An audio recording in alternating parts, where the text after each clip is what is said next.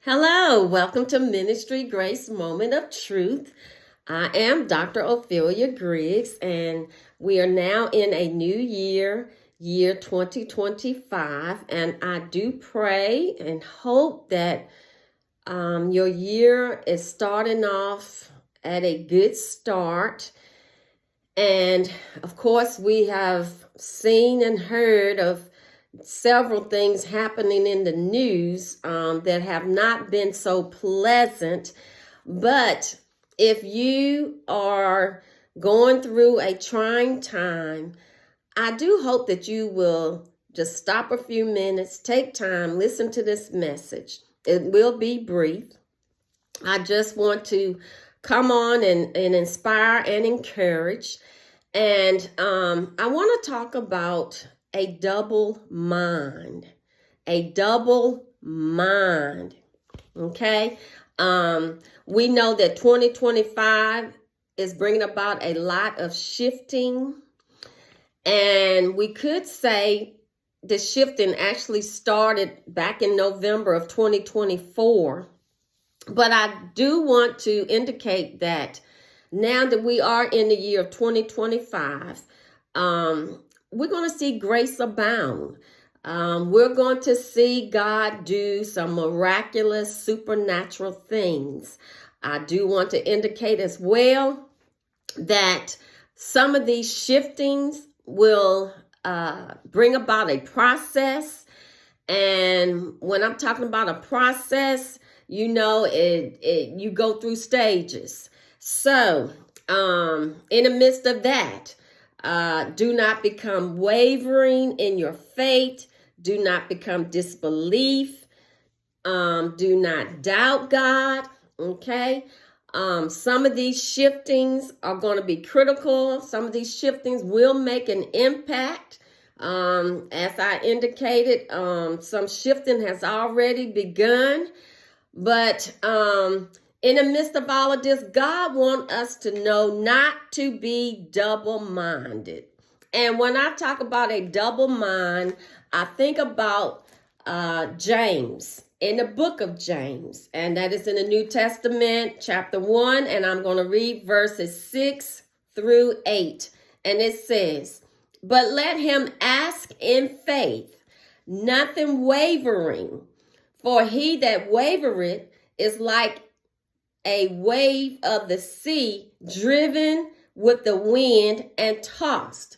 Verse 7, "For let not that man think that he shall receive anything of the Lord." Verse 8, "A double-minded man is unstable in all his ways." Okay, so really want to focus on verse 8 out of the book of James, chapter 1. A double-minded man is unstable in all his ways. In other words, if your mind is doubled, that means you're unstable, just like it says in the word. You begin to waver. You become inconsistent in your walk with God, in your thoughts, in your perception of things. Also, being unstable, wavering, just like it said in one of the verses above verse 8. In verse 7, it talks about it's like verse 6. It talks like the sea, a ship on the sea, tossed and driven, going back and forth, back and forth. That is how you will become if you get yourself in a double-minded position, because you will become unstable. In other words, you have lost foundation. You have become you become doubtful. You become in disbelief. You become where you're not sure to trust God, or you begin to say, well, maybe I should do it my way, or maybe I should see it how I see it, when God is trying to get you to see it another way. So I'm just on here to encourage you, to encourage us, that as we see things begin to shift in our lives, individually or collectively, worldwide.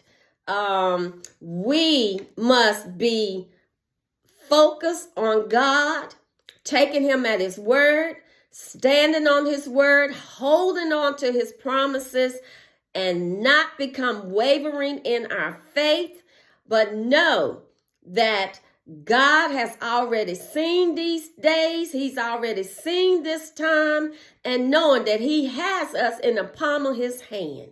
And lastly, I would like to say, and I was debating if I want to share this, but I'm going to go ahead and share it, and do be prayerful about it, okay? Back in December, and it was December 27th, I had a dream. And usually when I have a dream that seems to be a little unusual, but yet seem to be so real, I usually write it in my diary. And the dream I had was I heard sirens indicating war. I looked up and I saw U.S. Army Tomahawks and fighter planes hovering over an area. And I do not know what area that was, but I do know it was in the United States, because in this dream I did not feel like I was in another nation or another country, but I knew it was in the United States of America. And I looked again, and the U.S. Tomahawks and fighter planes got in formation and started moving toward where the attack against the U.S. was coming.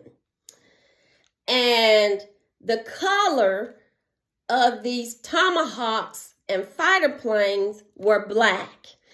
And I don't know, this is something that attackers get ready to come up against America. I don't know. All I know, I had that dream, and it just seems so real. And I'm just sharing it. And as I've already indicated, be in prayer about it. See what it is God is saying. Maybe this is something that's going to come later on in life, or maybe it could come this year. I do not know. All I know, this is what I dream, and this is what I'm sharing. And again, be not double-minded. Trust God. Psalms 91 says that he that dwelleth in the secret place of the Most High shall abide under the shadow of the Almighty. And put yourself in that. I will dwell in the house of the Lord. You will,